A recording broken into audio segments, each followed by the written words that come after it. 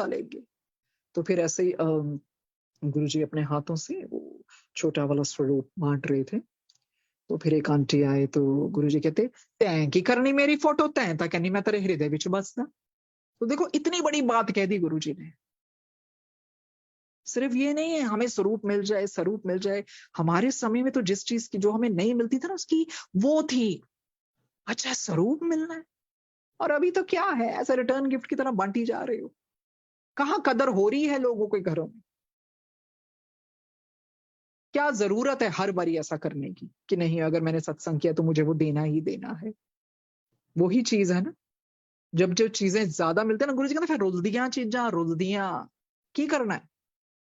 ले जाने वाली चीज क्या है सत्संग में? वाइब्रेशंस। कि नहीं, पर उस वाइब्रेशंस को दिलाने में क्या काम करता है शब्द? उस तरह से गुरुजी तो हमेशा ध्यान ना देख देख के सीडी को ऐसे आंखों से कि केड़ा शब्द लगाना है, किदा किदा बंदे नु समझ लगूगी। उस तरह से हमने देखा ही, कोई इतने टफ वाले शब्द थोड़ी है। जिसको नहीं भी पंजाबी आती ना, वो भी जब बार बार सुनता है ना, तो वो आत्मा फिर समझने लगती है। तो हमें भी तो ये सोचना चाहिए ना कि अगर चलो मेरे घर में, मेरे घर नहीं, को गुरुजी का ही घर होता है, वो तो बोलने के टाइम ऐसा बोला जाता है, चलो ठीक है, ऐसा कुछ शब्द लगाऊं जो संगत की रूह तक पहुंचे। ऐसा कोई शब्द जो नए हैं, जुड़े हैं, व्याख्या वाले शब्द। पर हम तो ऐसे लगाते हैं कि नहीं, ये मैंने कैसे 2 घंटे पास भी कैसे करने, ऐसे ऐसे ऐसे ऐसे ऐसे। उस तरह से गुरुजी ने हमें एम्बियंस दिया, पूरा टोटल साइलेंस। और दूसरी चीज थी, शब्द थोड़ा ऊंची लगवाते थे। क्यों? ताकि हमारे थॉट्स वंडर ना करें। और ऐसे थोड़ी हम बीच में कुछ खाते पीते थे, और इतने लंबे लंबे भी नहीं करने चाहिए। पूरी कहते लोगों ने घर भी तो जाना हुंदा। देखो कितने लोग तो नहीं भी बता के आते हैं ना घर से। उस तरह से कि जितना वक्त है उतने में चाहे मैं एक लगाऊं, पर उस एक में भी सारी संगत ऐसी जुड़े कि पता ही ना चले कि यहाँ एक बैठा है कि 20 बैठे हैं कि 50 बैठे हैं। तो वो एम्बियंस देना किसका फर्ज है? वो आप पहले गाइड कर सकते हैं कि कृपा करके हाथ जोड़ के, कि जितना भी समय है, जो भी 1-1.5 घंटा है, कृपा करके उस समय तक आप अपने फोन थोड़ा बंद कर दीजिए। बस उसमें वो तो it's our duty to guide them. बिल्कुल उस तरह से गाइड करना चाहिए। फिर ऐसा जब सत्संग होता है तो ऊपर से रूहें आती हैं। हर जगह थोड़ी फिर देवी देवता और रूहें बैठी होती हैं। उनको भी शांति चाहिए, उनको भी सुकून चाहिए। और उसके बाद हाथ जोड़ के नमस्कार करके अपने घर को जाइए और रैलिश कीजिए। क्या वाइब्रेशंस! मजा तो तब आए क्योंकि जो हमें गुरुजी ने वो वही वक्त दिया था। जैसे ही खत्म होना, एक संगत का नाम नहीं पता होता था, भी गुरुजी के मुख से पता होता था जब गुरुजी कई बारी स्वयं बुला लेते थे। वही है ना सत्संग की घड़ियां। तानू होश ही ना रवे, ना उधर देखन दा ना उधर देखन दा। Discipline, that is the most important thing in in satsang, because Guruji loves discipline, loves discipline। वो नहीं बर्दाश्त करते सी कोई इन्नी जी भी आवाज आए। इतना ज्यादा ध्यान रखते थे सत्संग का। कहना चलो बाहर निकलो, दफा हो जाओ, उधर बाहर जाके गल्ला करो, जिथे बहना थे चज ना बैठो। ये है, सब कुछ सिखाया उन्होंने प्रैक्टिकली। फिर हम पता नहीं कहाँ कहाँ किससे पूछ के क्या भाग रहे हैं। अगर हमें इस टाइम पे कोई मिलता, बाबा के टाइम के या किसी और के टाइम पे, हम पूछते ना तुम्हारे टाइम पे भी कैसे होता था? अरे बताते तो है पुरानी संगत कैसा होता था, पर एक्चुअली हम कुछ और ही सुनना चाहते हैं। फिर इधर फोन घुमाया, फिर उधर घुमाया, फिर इधर घुमाया। बोल तो गई गुरुजी, कोठियां कारां पैसे दे पिछे नहीं जाना। दुनिया च रहिंदे होए दुनिया दे उपर रहना सीखो। बहुत वड्डी चीज गुरु जी ने दसी है। दुनिया दे ऊपर रहन दा फिर मतलब पता कि कोई जो करदा करन दू, जो बोलता है बोलने दू, और उसके लिए क्रोध को शांत करना बहुत जरूरी है। तो ऐसे ही होता था, because I was pretty young at that time. से गुरु जी गुस्सा आंदा, अरे ना, गुस्सा ਤਾਂ खून ਨੂੰ काला कर दिंदा। चल फिर चांदी दी आएंगे गुरु जी से, हमें उनसे जुड़ने के लिए कुछ तो समय निकालना चाहिए ना। ऐसे थोड़ी ना है चलते फिरते।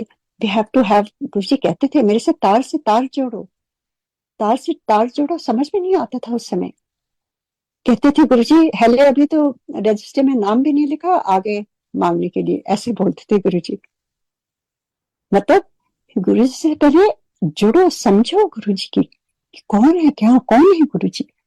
अपनी लिस्ट लेके हम चले आते थे उनके पास। So basically these are the things Guruji wanted us to realize कि तार कैसे जुड़ता है। आप जब ध्यान में बैठते हैं, try to make connection with your Guru. And I understand a lot of people say ध्यान में नहीं बैठ सकते, कोई बात नहीं, ना बैठे, आप शब्द पानी लगा के बैठे चुपचाप। आप दिया भी जला सकते हैं, दिया नहीं, कैंडल कुछ नहीं है तो कोई बात नहीं, स्वरूप है तो है, नहीं तो मन में गुरुजी को बैठाइए। पर आप थोड़ा सा समय तो दीजिए, क्योंकि गुरुजी ने स्वयं बताया है, जो हम काफी हद तक भूले से जा रहे हैं लोग। लंगर प्रसाद बहुत आवश्यक, ये सारी चीजें आवश्यक है, पर जो शुरू में गुरुजी कराते थे 2 घंटे, वो पार्ट हम मिस आउट कर जाते हैं। संगत में भी जब जाते हैं तो बातों में ही लगे रहते हैं, डिस्टर्बेंस होता है। गुरुजी के एम्पायर स्टेट में कभी भी आपको स्नैक नहीं मिलता था। That's a disturbance in ध्यान। How can you eat and sit in ध्यान? लोगों का आना जाना डिस्टर्ब करता है। गुरुजी खाली चाय प्रसाद देते थे और चुपचाप बैठाते थे। हम लोग भी बहुत दूर दूर से आते थे। इसका मतलब ये नहीं है कि आपको खाना ही खाना, वहां खाना है। टाइम से गुरुजी देते थे लंगर। तो ये बहुत आवश्यक है नई संगत को समझना कि किस तरह से गुरुजी करते थे, उसको फॉलो करना चाहिए। जब चाय प्रसाद हो, आप डिस्टर्ब नहीं करिए संगत को, चुपचाप। आपको बार बार पानी भी गुरुजी वहां नहीं देते थे। गुरुजी बिल्कुल मिनिमम डिस्टर्बेंस रखते थे। किसी को पानी चाहिए होता था बाहर जाके लेता था। आजकल लोग वाटर की बॉटल्स देते देते देते इतना डिस्टर्बेंस होता है, सेवादारों का आना जाना, स्नैक, ये वो, तो आप ध्यान में कैसे बैठ सकते हैं? So we are losing on that 2 hours of that ध्यान जो गुरुजी कराते थे। 1 घंटा तो हमारे थॉट प्रोसेस क्लीन करते थे, तुरंत ध्यान नहीं लग पाता है। So it's very important to follow that. We have forgotten that. वो जो 2 घंटे था उसमें हम बस पानी प्रसाद देते हैं, चाय प्रसाद तो ठीक है, वो खाने की चीजें आ रही हैं जा रही हैं, कोई ये कर रहा है कोई वो कर रहा है, you can not sit still. तो ये सोचने की बात है, हम सबको इसका ध्यान देना चाहिए। अगर गुरु जी से जुड़ना है तो जिस तरह से वो जोड़ने की का उन्होंने सिखाया है उसको फॉलो करना चाहिए, क्योंकि वही हमें करना चाहिए जो गुरुजी ने सिखाया है, जिस तरह से सत्संग में बैठ करके संगत में। और then he used to say then you can enjoy but in complete silence। संगत में आप जाते हैं खाली गुरुजी से मिलने के लिए, ना वहां नेटवर्किंग होती थी, हम किसी के नाम भी नहीं जानते थे, किसी से मिलते भी नहीं थे, बस गुरुजी के दरबार गए, उनको प्रणाम किया और जो भी है और सीधे वापस आ जाते थे। कुछ भी वहां अलाउड नहीं था। सो गुरुजी तो भगवान, अपने हिसाब से ब्लेसिंग लेनी है तो ऐसे ही करना होगा। कई लोग कहते हैं कि हम इतने बार जाते हैं, मेरा तो काम नहीं हो रहा, कैसे होगा? आप फॉलो तो करो गुरुजी को। The right process of doing a सत्संग हैज टू बी मेंटेन, जैसे गुरुजी चाहते हैं, उनके हुक्म में रहो ना, बहुत आवश्यकता है। और कोई नेटवर्किंग ना करिए, बात नहीं करिए, क्योंकि आप जितना संगत में जो इतना जुड़ाव हो रहा है, ये भी नहीं कराते थे गुरुजी। मैं अपना सत्संग बताती हूँ, जो लाइव जो गुरुजी ने डायरेक्ट मुझे समझाया, संगत में इतनी फ्रेंडशिप्स नहीं होनी चाहिए, it creates a turmoil, misunderstandings होती हैं, लड़ाइयां होती हैं, पॉलिटिक्स होने लगती है। इसीलिए गुरुजी कहते थे बातें नहीं करो, किसी का फोन नंबर गुरुजी अलाउ नहीं करते थे आपस में शेयर करने के लिए। आज कल तो जैसे कोई नया संगत आता है उसका नंबर लोग लेने लगते हैं, क्या जरूरत है? वो गुरुजी के लिए आ रहे हैं, हमारे लिए नहीं आ रहे हैं। जितना हम सोशलाइजेशन से दूर रहे गुरुजी की संगत में उतना बेटर है। दिस लाइफ बियॉन्ड ऑल्सो, हमारे और भी फ्रेंड्स हैं। व्यवहार बनाइए पर ओवर नहीं करिए। गुरुजी ने एक बार, जो मैं बताना चाहती हूँ, गुरुजी ने अपने चरणों में बैठाया था,